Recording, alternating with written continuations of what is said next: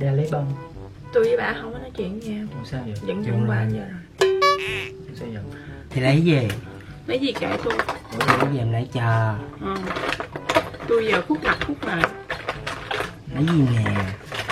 Lấy cái tâm ra để ra phân chia mẫu xẻ coi cái tâm đúng hay sai. Hôm qua bà giận tôi, bà trách tôi là chọc bà.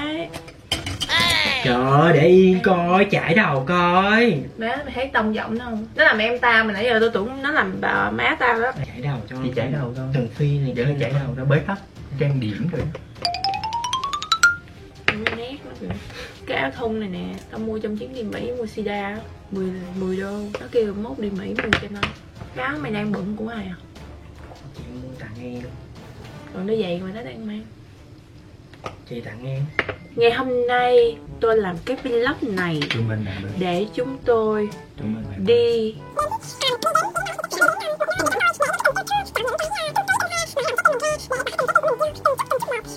các bạn hãy cùng Minh Tú đi chọn những món quà Tết đầy yêu thương nha. Rồi đẹp không? Tao... Ủa sao đang giận nhau mà? Chơi lại 1 phút thôi. Nghỉ chơi. Ai chơi mày? Chỉ có.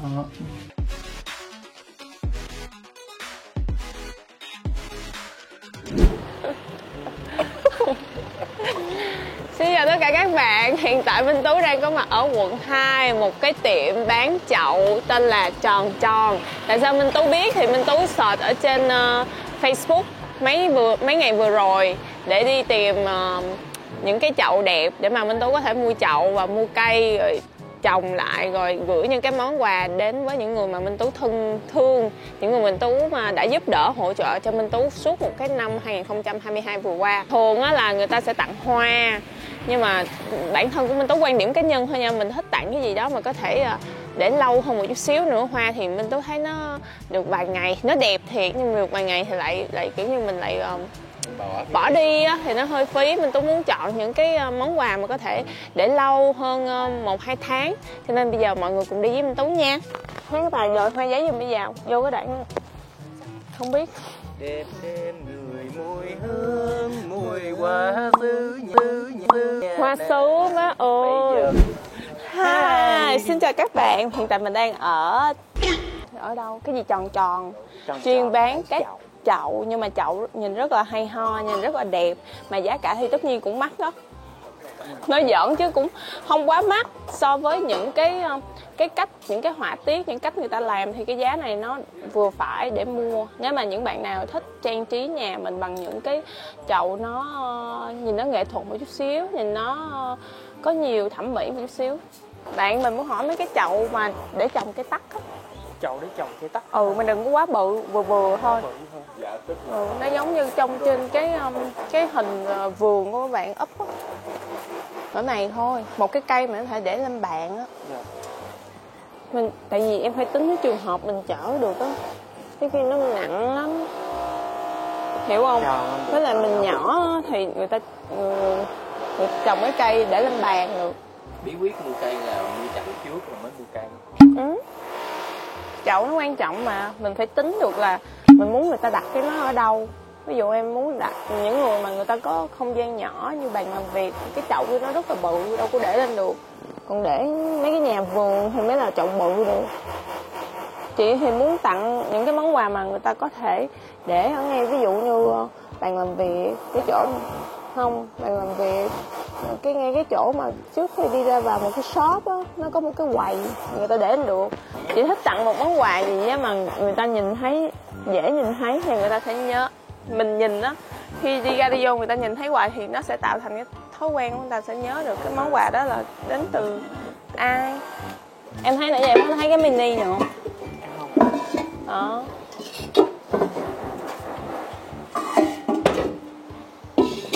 Cái mini đó bạn còn cái nào không?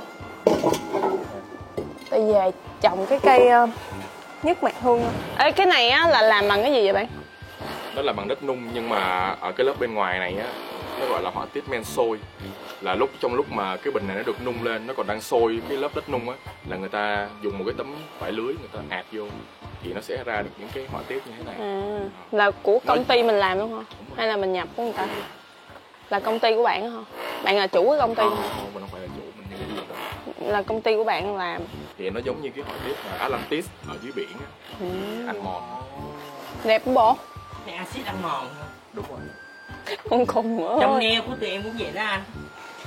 Xong là xong mình bắt đầu cái mình bỏ một cái lớp bong bóng á, một cái lớp gọi là xà bông á, nên nó sẽ ra y chang cái này. Cười hay, khen hay, dùng cái thì hay. Hay. Động viên bạn. Nếu mà mình có một khoảng chỗ mà trang trí nó riêng á, nó không đụng với cái gì khác thì nó sẽ rất là đẹp. Sẽ theo cái phong cách là wabi sabi. Đúng, wabi sabi, nhưng mà nhà thuê có 7 triệu à, làm gì có khoản tuần riêng. Thank you. Tính tiền. Rồi đó đi. Dạ thôi, tấn công đi giờ. Tính tiền 21 rồi đó. Anh ơi, nhẹ nhàng lên vậy. Chị lại gần cái, chị lại gần. Ok, tính. Giờ mình tính tiền. Dạ, cái gốm này á là lấy từ cái gốm sứ ở dưới quê em á. Tụi em làm bằng thủ công hết nè, nhìn đi. Bởi vì thủ công cho nên đâu có gì gọn gàng. Không có gì ngăn nắp. Cái này cái quệt em quệt đại lên nó hả? Đúng rồi, cái màu này là em làm bằng tay luôn, là lấy từ xôi gấc, màu của trái gấc màu cam, đúng rồi, nhưng mà em pha thêm hoa đậu biếc vô. Là ra màu xanh này ha. Cho nên nay hơn 70 tuổi mà tôi chưa gặp cái trường hợp nào mà nó như thế này cả. Về đó là nó không có gì phải theo một cái chuẩn gì hết. Thôi chị coi nói một ly cái này. Đây, đó, cái này là nói lên được cái câu chuyện của cái này là trong cuộc đời chúng ta có rất là nhiều u uất. Mỗi một cục thì một sự u uất và hối hận. Lúc nặng lúc nhẹ phải không? Dạ, có lúc nặng lúc nhẹ, lúc dày lúc mỏng. Đó. Mỗi lần mình uống. Còn cái này. Cái này là gọi là mối nhân duyên trong cuộc đời. Mối nhân duyên. Dạ, khi mình uống cái này giống như là mình uống một miếng nước, mình liếm cái ly cà phê như là liếm từng ký ức của đôi ta. Đó. Trên cái ly này là có bao nhiêu dấu chấm, một dấu chấm tượng trưng cho một mối nhân duyên trong cuộc đời. Có những dấu chấm xẹt ngang như thế này là cái gọi là đường đời mình với cái người đó lâu nè. Mà cỡ chị thì em thấy cái này nó hợp hơn. Cục nào cũng thấy bự gì đâu. Còn cái được gì quệt qua đây, chị thấy cái hình ly này và cái hình ly này nó khác nhau không? Chị thấy không? Cái này là quệt một xuống nó không. Theo không tiêu chuẩn. Em không có nói về cái hình mà em nói về cái hình. Cái hình của cái ly. Cái miệng nó nhỏ và cái đít nó bự, tượng trưng cho là tiền giận là khổ, nhưng mà hậu giận là nó sẽ đông đầy bự. Lỡ như người ta mua nhà người ta sẽ chị nghe em nói thì chị cứ cãi nhảy vô họng em. Nếu mà chị cảm thấy chị nhảy vô họng em thôi thì em khỏi nói nữa. Rồi chị nói đi. Chị mua hàng chị cũng phải tôn trọng người khác chứ. Còn cái dấu chấm bự này chị em chưa nói xong, chỗ này là để đây nè, đúng không? Nè chị em nói nè, mua nhà thì mình mua nhà nợ hậu, lấy chồng mình có lấy chồng nợ hậu, hay lấy vợ mình có lấy vợ nợ hậu để mình dượng chồng dượng vợ, chị hiểu không? Đó, đây cái ly mà rất là phong thủy. Chị nghe em nói. Cái này có xe mình không chị đi. Im. Bây giờ chị có để em nói. Em mệt quá à, nắng nôi em cũng đâu có muốn bán đâu, em bán là gì đam mê. Vậy. Cái kia là một vạch là một cái con nó thiếu nợ mình trả góp. Ví dụ như mình đi đường hụi đó, một tuần là một năm là 12 tháng là 56 tuần, cứ gạch một tuần là đã mình đóng xong một cái hụi. Mà khúc nào mà nó đứt quãng có nghĩa là chị thấy cái khúc này không? Cái khúc mà ngay cái tay cầm á, nó đứt quãng á. Cái khúc này là mấy con chủ hụi nó leo núi, nó lên núi rồi nó chết. Nhưng mà không sao, đường đời mà khi mà nó giật nhiều quá nó tạo thành cái được bài học cho mình. Về cái bài học này mình sẽ cầm cái ly vững hơn, chứ còn mà nó thành tròn không có cần cái này. Đúng không? Xuất sắc chị ơi. Vậy là mua hết hả chị ha? Dạ đúng rồi. Thôi đi qua đây. Bên sao chị tặng cây tác? Không, nãy là nói là không tặng hoa, tại vì hoa là vài ngày sẽ mang đi bỏ, đúng không? Rồi, nhưng mà tặng... Chị chọn cây tắc là bởi vì cây tắc là biểu tượng của sự sung túc nè, may mắn nè, tài lộc nè, sum vầy nè. Thường Tết đến là người ta hay trồng để hai cái chậu tắc hai bên. Nằm bên tay trái anh Dũng, anh tới đây anh trồng về á, nằm bên tay trái nó có một cái vườn cây nè, đó thấy không? Bên tay trái nè, đó Đức Hưng. Thì á là chị rất là thích cây tắc, mà hồi xưa được tặng ở miền Nam mình gọi là cây tắc, ở miền Bắc gọi là cây quất, miền Tây gọi là cây hạnh. Chị có được tặng một cây tắc năm 2018 và đến bây giờ vẫn còn nó được tặng cho một cái chậu. Năm 2019 18 qua 19 á là được tặng cái chậu đó. Và vẫn còn, mà mỗi Tết chị tưới nó vẫn ra trái. Nó thấy cái bôi đó 4 cây không?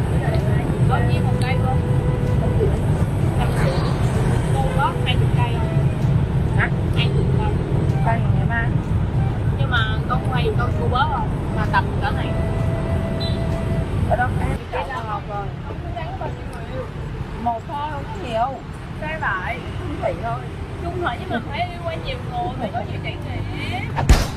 Xin mình chốt với nhau 20 cây nhá. Cái này tặng không?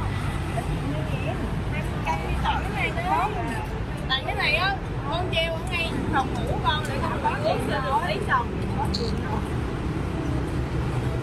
Ủa cái anh mà hay bán của cô á, ảnh hồi xưa ảnh qua nhà con ảnh trồng mấy cái cây xương rồng cho con á. Anh những nghỉ rồi.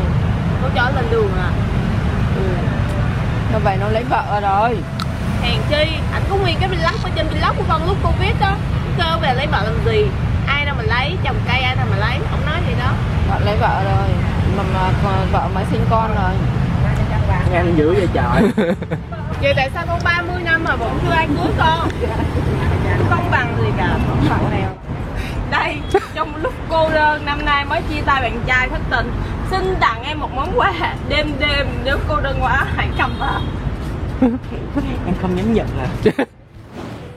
Giá cả không quan trọng là chị bỏ thời gian chị đi chọn cây, chọn chậu và tự tay chị trồng vô.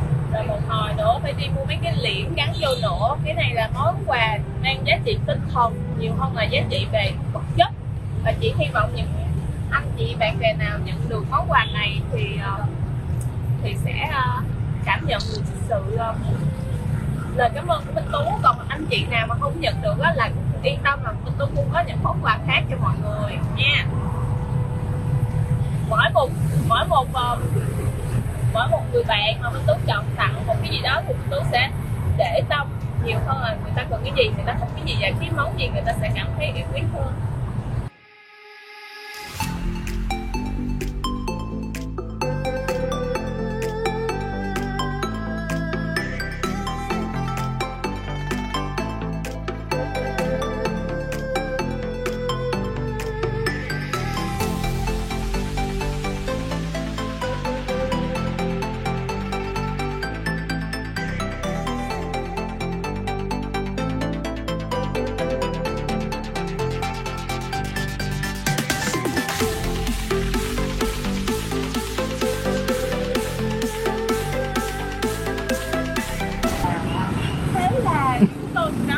Xong những cái phần quà để gửi tặng đến những anh chị bạn bè mà Minh Tú rất là trân quý. Hy vọng rằng là khi món quà này được đến tay sẽ được mọi người vui vẻ khi đón nhận cái món quà này của chúng tôi. Và nhân đây thì Minh Tú cũng sẽ kính chúc cho tất cả các bạn một năm mới an khang thịnh vượng, bình an, nhiều may mắn và sẽ đạt được những nguyện cầu của mình trong năm 2023. Cảm ơn các bạn mọi người.